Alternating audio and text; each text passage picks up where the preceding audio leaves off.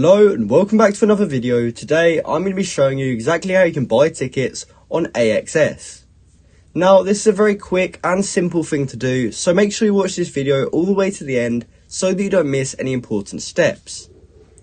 Now the first thing you want to do is actually create an account if you haven't already got one, or if you do already have an account, just go ahead and sign in, and then once you have signed in it should say your name up here, and once we've confirmed that we're signed in, we can go ahead and start trying to buy our tickets. Now you can either search by an artist, event or team in this search box, or you can look under certain categories.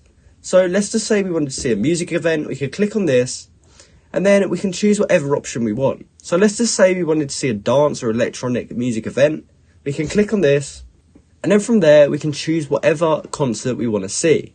So let's just say we wanted to see this top one, we'd click on that. And then from there we can look for this section that says tickets, and then just below that there should be a button that says get tickets. So click on that, and from here we'll be able to choose exactly where we want our seats to be.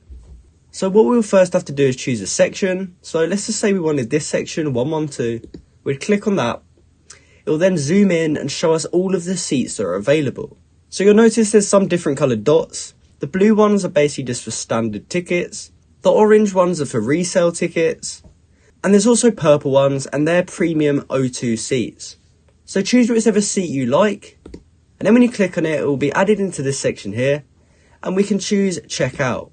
Now from here you can add in a charity donation if you'd like, and then you can click continue.